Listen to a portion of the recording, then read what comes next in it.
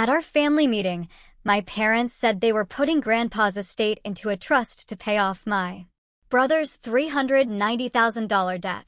I just smiled politely. They had no idea I'd already locked the vault. There are moments in life when your entire world shifts, not with a bang, but with the quiet, chilling realization that the people you call family are actually just predators. And for me, that realization came as I watched my own parents and brother try to steal my grandfather's entire legacy right out from under me. I was sitting in my parents' living room, this opulent burgundy velvet armchair that always felt too grand, too stiff for me. Even though I grew up in that house, that day I felt like a total stranger. My eyes drifted to the mantelpiece, to a silver frame holding a photo of Grandpa Wallace. He had his arm around me at my college graduation, his face a roadmap of genuine, overflowing pride. And right next to us, my parents stood stiffly, a forced smile playing on my mom's lips, a subtle but palpable distance. "More tea, Vesper?" Mom chirped, her voice unnaturally bright, hovering over the antique serving cart like she was staging a scene. "No, thank you," I replied, smoothing the front of my cream wool dress. It was a deliberate choice that morning, understated, professional, a quiet declaration that I wasn't that little girl they could just direct anymore. My dad cleared his throat from his spot by the fireplace, one hand resting on the ornate mantel as if staking his claim. He exchanged a quick, loaded look with Mom, one of those silent conversations I'd seen countless times, usually right before bad news. Across from me, my brother Caleb was practically vibrating with nerves, fidgeting with his watch strap, his fingers tapping a frantic rhythm against his knee. His eyes kept darting to the thick blue folder centered on the mahogany coffee table between us. I swear I saw a bead of sweat trickle down his temple, even though it was a mild October afternoon. "Shall we get started?" Dad said, not asking really, but announcing. He settled into his leather chair with the self-important air of a judge taking the bench. "We've called this family meeting for an important discussion about Grandpa's estate." The word estate hung in the air like a phantom. It had been 3 months since Grandpa Wallace passed, and this was the first time they'd wanted to talk about it. Mom perched on the sofa edge, hands clasped tightly in her lap. "Family has always been everything to us, Vesper," she began, her voice sliding into that rehearsed, polished tone she used for her charity speeches. "In times like these, unity and shared responsibility become paramount."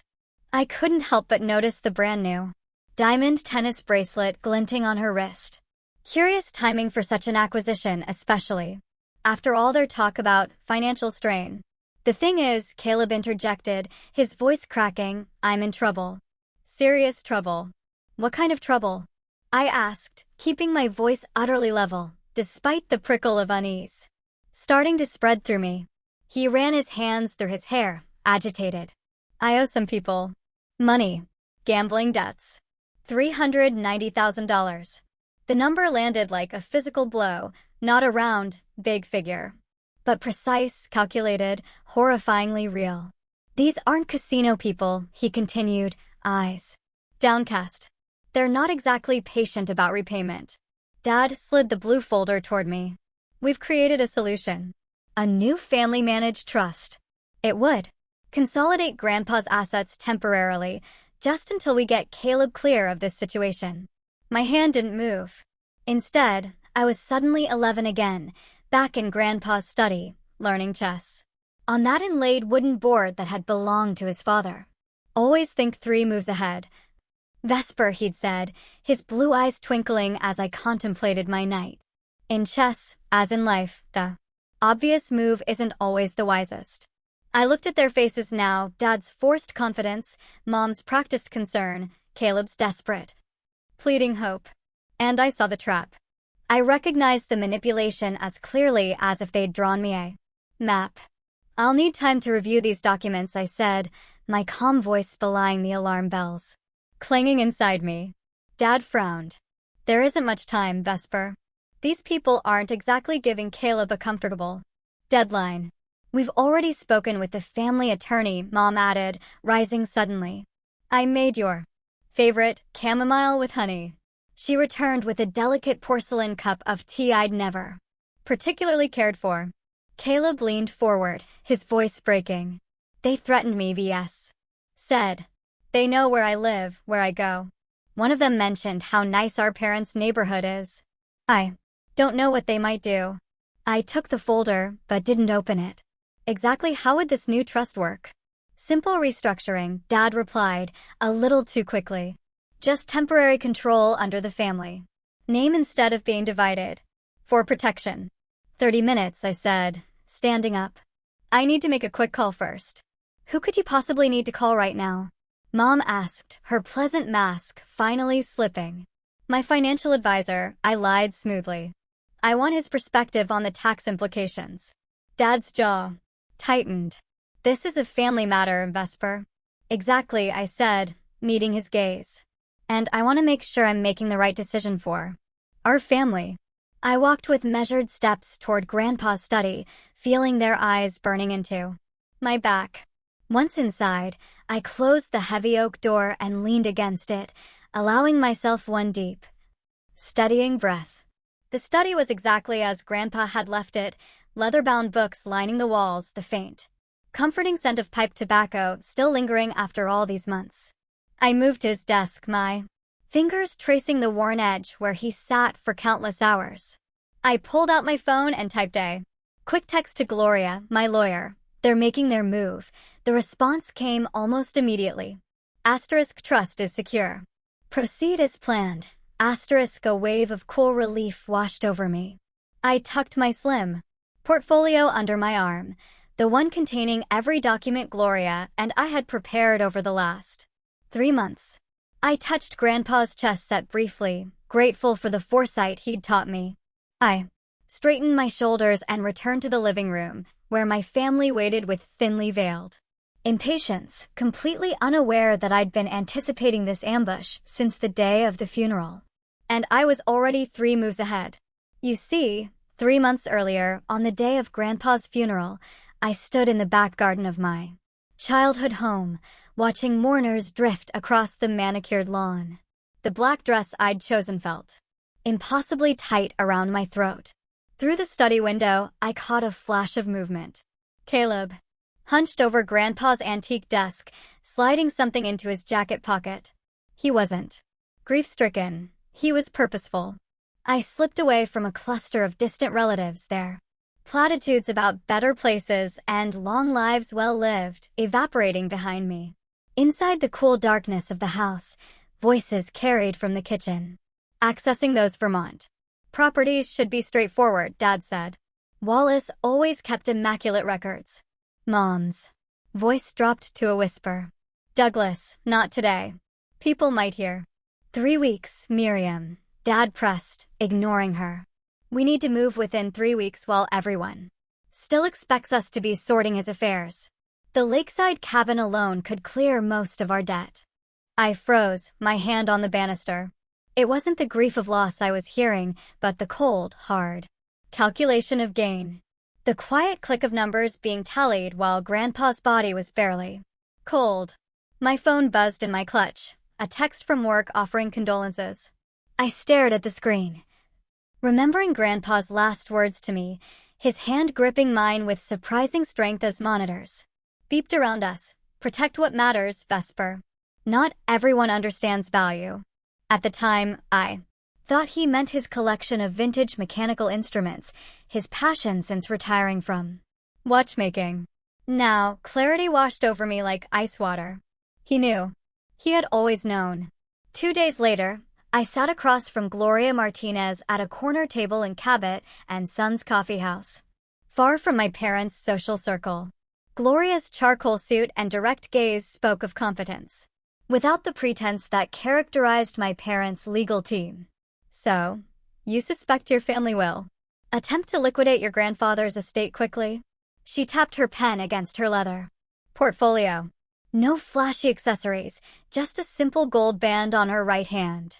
I don't suspect, I told her, my voice stealing. I know. I slid my phone across the table, the recording of my parents' kitchen conversation playing softly between us. Gloria's eyebrows rose. Slightly, but her expression remained perfectly composed. She stopped the recording.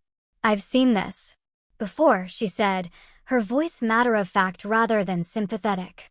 "Adult children who view inheritance as entitlement rather than stewardship. Let's act now." Within a week, we created the irrevocable Wallace Greystone Legacy Trust. I signed document after document in Gloria's downtown office, the scratch of my pen on thick paper oddly satisfying. The Vermont farmhouse where Grandpa taught me to garden went into the trust first, then the lakeside cabin where he'd written his memoirs each summer, his investment portfolios, his mechanical instruments collection, each piece photographed and cataloged. The pocket watch, I reminded Gloria, the 1908 Waltham, it needs specific protection. The watch had been Grandpa's most treasured possession, passed down through 4 generations. Its gold case bore tiny scratches from decades of winding. The inside inscription simply read, "Time reveals truth." But when I visited the safe deposit box where Grandpa kept his most valuable pieces, the watch wasn't there. The velvet-lined box lay empty, its contours holding nothing but absence. My stomach dropped. I found his repair journal that evening, tucked in a drawer of his desk that Caleb had overlooked. Grandpa had documented every watch he'd ever serviced, including his own, serial numbers, distinguishing marks, precise measurements. "Boston has 27 pawn shops," I muttered to myself. I visited 23 before I found it. The shop in Dorchester smelled of dust and desperation. The man behind the reinforced glass barely looked up when I entered. "I'm looking for a pocket watch," I said, "a Waltham, circa 1908. His eyes narrowed. "Got lots of watches." I slid Grandpa's journal entry across the counter. "This one." A flicker of recognition, and he disappeared into the back room, returning with a small box. The moment he opened it, relief flooded through me, then a surge of anger. The familiar gold case. The tiny dent near the winding stem where Grandpa had accidentally dropped it when I was 10. "How much?" I asked, keeping my voice steady. $1,750. His gaze was calculating. Guy who brought it in said it was a family piece. Tall fella. Nervous hands. Designer clothes but empty wallet, if you know what I mean. Caleb. The description fit perfectly, sickeningly. I counted out the cash. Every dollar a physical manifestation of my brother's betrayal. Not just of me, but of Grandpa. Of legacy itself. The watch felt heavy in my palm, its gentle ticking a counterpoint to my racing heart. I'd paid $1,750 to recover what was already mine, what should never have left Grandpa's possession. That night, I held the watch against my chest, its steady rhythm a reminder of the man who had taught me that time reveals all truths if you're patient enough to wait for them. And that sometimes you can't afford to wait at all. A few weeks later, I was meeting with Neil Chambers, Grandpa's former accountant, at a cafe. The bronze bell above the door announced my arrival with a gentle ring. Neil, a quiet man I'd known since childhood, sat alone at a corner table, his fingers fidgeting with a napkin folded into geometric patterns. He rose halfway from his chair when he spotted me, then sank back down like a deflating balloon. "Vesper," he said, his voice barely carrying over the soft jazz. "You look so much like Eleanor now." I slid into the chair across from him. "Thank you for meeting me, Mr. Chambers." "Neil, please," he corrected, pushing his untouched coffee mug in small circles. 3 years. Working for someone doesn't compare to 35 with your grandfather. The waitress appeared and I ordered black coffee. When she left, I placed a slim manila folder on the table. "I've been reviewing Grandpa's financial records," I said, keeping my voice neutral despite the questions burning inside me. "There are some inconsistencies I'm hoping you might clarify." Neil's restless hands stopped. "I figured this conversation would come eventually." "Did you?" Wallace and I spoke often. His eyes found a point somewhere over my shoulder. He worried about what would happen to his collection after he was gone. My coffee arrived. I wrapped my hands around the warm mug but didn't drink. The mechanical collection meant everything to him. I know. The words hung between us, heavy with unspoken meaning. 3 pieces disappeared from the collection about 3 years ago, I stated. The Breguet carriage clock, the Swiss musical box, and the German astronomical clock. I tapped the folder. Grandpa's insurance inventory lists them as damaged by water and storage. Neil's shoulders curved forward. A moment passed, then another. There was no water damage, was there? I pressed. No. The word fell from his lips like a stone. Your parents sold them. Though I'd suspected it, the confirmation struck me like a physical blow. I set my coffee down. Before my shaking hands could betray me, Wallace was devastated about those pieces, Neil continued, his voice growing firmer. He loved showing them to visitors. When your parents told him about the supposed water damage, he mourned those pieces for weeks. Called me late at night talking about how he should have kept them at the farmhouse. $75,000. Neil finally met my eyes. That's what they got for all 3 pieces. Caleb had gambling debts even back then. Smaller, but still significant. I remembered that summer vividly. Grandpa had seemed unusually withdrawn during my visits. He'd walk to the display cabinet in his study, open it, then close it again with a sigh that seemed to carry the weight of his 84 years. Did he ever suspect? I asked. I think part of him did, but Wallace couldn't bear to believe his own daughter would. Neil trailed off, his weathered face pained. Your mother was the one who orchestrated it. Douglas went along as he always does. And you never told him? My voice was sharper than I intended. I was his accountant, not his confidant. Neil's voice hardened with self-reproach. I told myself. It wasn't my place. Maybe I was just a coward. I thought of Grandpa, grieving for pieces that weren't destroyed, but sold behind his back. My hands curled into fists beneath the table. I should have said something, Neil admitted. By the time I worked up the courage, his health was declining, and I convinced myself it would only cause him more pain. So why tell me now? Neil pulled a folded sheet from his jacket pocket and slid it across the table. Because Wallace asked me to watch out for you. 3 months before he passed, he'd made Neil promise that if anyone ever tried to access his estate in ways that seemed unusual, he would help me understand what I was dealing with. I unfolded the paper. It was a handwritten letter in Grandpa's distinctive script, authorizing Neil to share any financial information with me if necessary. At the bottom, a personal note. *Vesper has always seen clearly. She'll need the truth. *. Thank you, I said, tucking the letter into my folder. There's more, Neil added. Smaller items that disappeared over the years. I've documented everything I could verify. He produced a thin flash drive. Bank transfers, appraisal certificates, dates. It's all there. For the next hour, Neil outlined the systematic plundering of my grandfather's collection. Each revelation stoked the quiet fury building inside me. Not grief, not shock, but a cold, clarifying anger that sharpened my thoughts to a fine point. Back in my car, I called Gloria. They've been selling pieces of his collection for years, I told her, using the money to bail out Caleb. Does this change our approach? She asked. No, I said, starting the engine. It confirms it.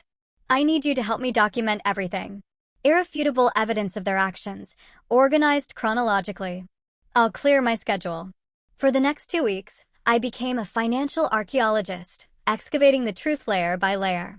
Gloria and I assembled a comprehensive record of the betrayal. Each stolen item, each forged signature, each manipulated conversation, all meticulously cataloged in that slim leather portfolio. The day of reckoning arrived faster than I expected. When I returned to my parents' living room after my strategic retreat to Grandpa's study, I found them exactly as I'd left them.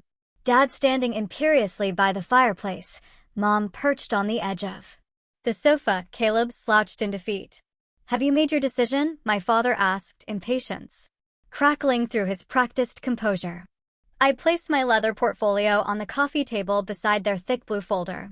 Before I consider your proposal, I said, my voice steady as a heartbeat, I have something to share. With deliberate movements, I opened my portfolio and began laying out documents one by one. Trust certificates, asset transfers, legal declarations, all executed weeks ago. What is this? Miriam asked, leaning forward to examine the papers, her brow furrowed. The Wallace Greystone Legacy Trust, I replied. Established the week after the funeral.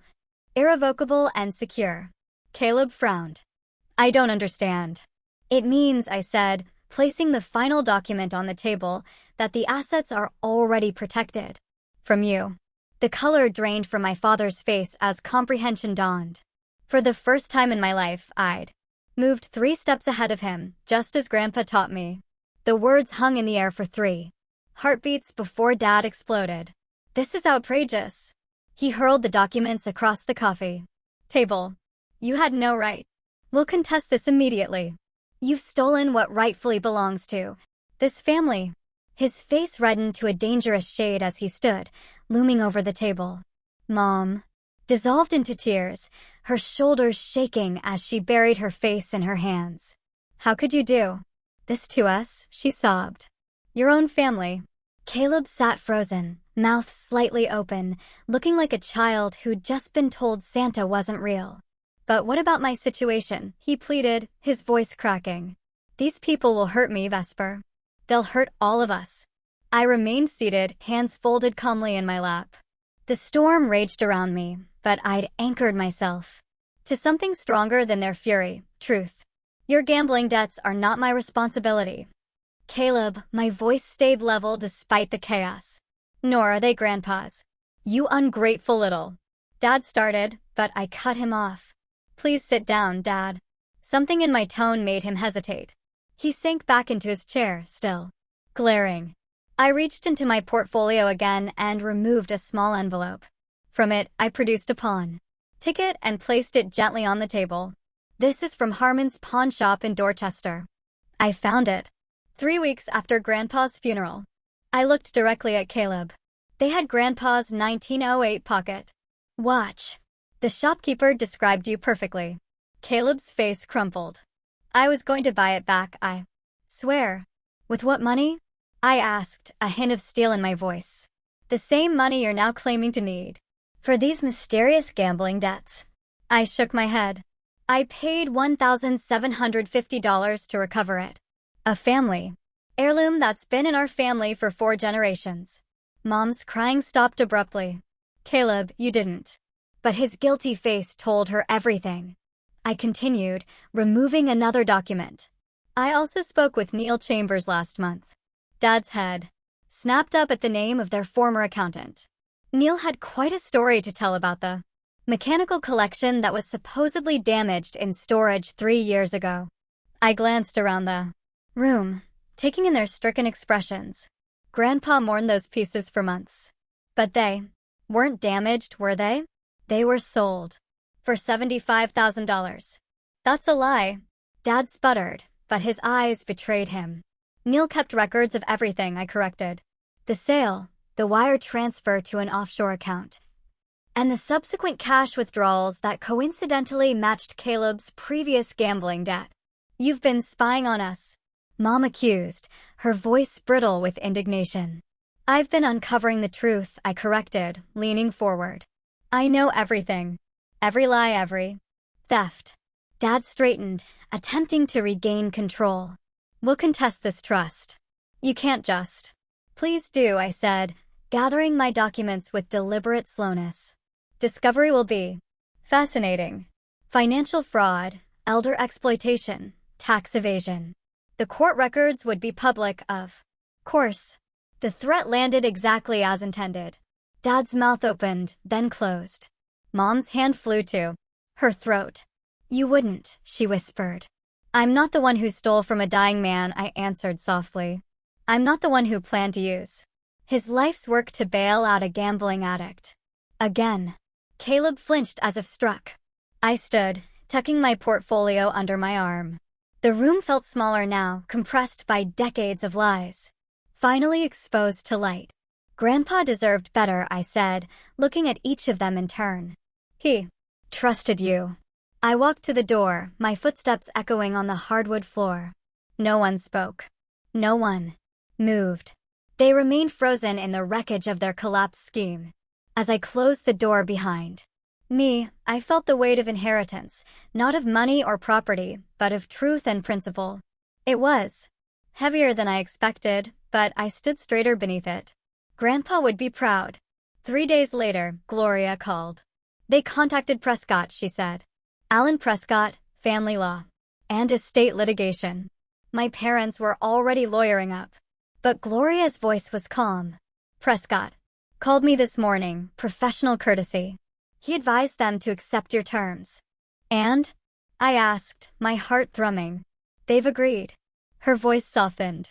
He also advised them to drop any thought of challenging the trust, explaining the potential exposure they face if they pursue litigation. I closed my eyes, picturing them around the dining room table. Dad's frustrated pacing. Mom's calculated tears. Caleb's desperate pleading. The gradual, horrifying realization that their options had vanished. Is it over? I asked. The battle for the assets? Yes, Gloria confirmed. She hesitated. The family fallout? That's just the beginning. I hung up and walked to the window of my apartment, watching an elderly couple stroll along the harbor walkway, their hands clasped together. The woman leaned slightly against the man's shoulder, their pace unhurried, synchronized after decades of walking side by side. Something tightened in my chest. Not regret, exactly, but an acknowledgement of the cost. Protection requires distance. Justice demands boundaries. I touched the pocket watch in my cardigan pocket, feeling its steady rhythm against my fingertips. Some legacies are worth preserving, even when the price is family peace. A year later, the Boston skyline glittered beyond my office window as I slid the last quarterly report into its folder. The weight had finally lifted from my shoulders. The trust was secure. Grandpa's legacy protected, and my career had taken an unexpected turn toward prominence in the industry. Ms. Whitaker? My assistant appeared in the doorway. The Wallace Greystone Legacy Grant Committee is online too. I smiled, thanking her as I reached for the phone. The grant program, funding young watchmakers and restoration specialists, had become my favorite professional achievement. Not the cover of Investment Quarterly last month, featuring my ethical portfolio strategies, but this small effort to honor what truly mattered to Grandpa. The committee call was brief but satisfying. 6 new apprentices would receive funding this year, including a promising young woman from Vermont who reminded me of myself at 20. My phone buzzed with a text from Gloria as I packed my briefcase. Caleb completed his final counseling session today. Counselor reports genuine progress, still sober. I paused, allowing a small swell of cautious hope. The rehabilitation program wasn't easy for him. Months of confronting demons he'd spent years feeding. The night manager position at the hotel wasn't glamorous, but it was honest work with structure and accountability. More than I expected, if I'm being truthful. The train ride from Boston to Vermont passed in contemplative silence. Spring had arrived early this year, painting the countryside in tender greens and yellows. I pressed my forehead against the cool window glass, watching familiar landmarks slide past.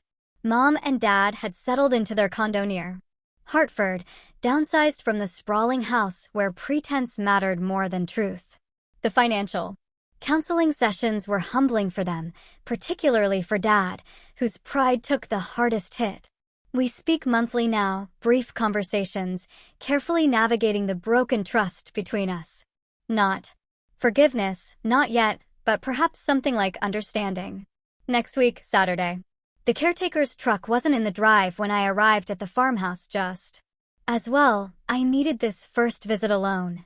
The freshly painted white clapboards gleamed in the afternoon sun, the porch swing restored to its proper place. I ran my fingers along the wooden railing Grandpa built when I was 10, remembering how he taught me to sand with the grain inside. Everything felt both familiar and renewed. The mechanical collection shone behind museum quality. Glass, each piece meticulously labeled with its history and significance.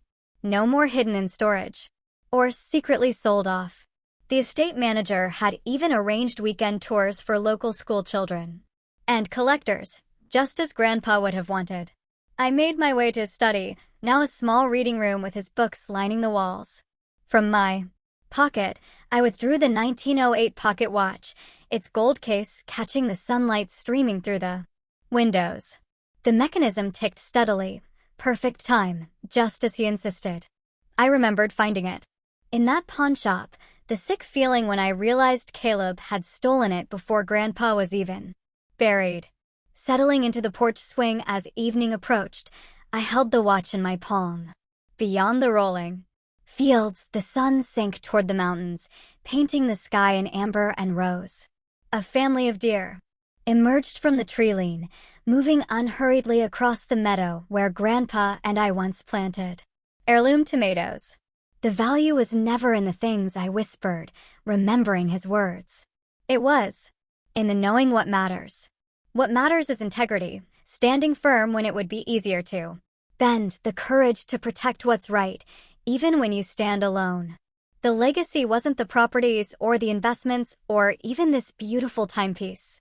It was the moral compass he calibrated in me, steady as the watch's mechanism. On Monday, I'll interview another potential advisor for the mentorship program I'm building.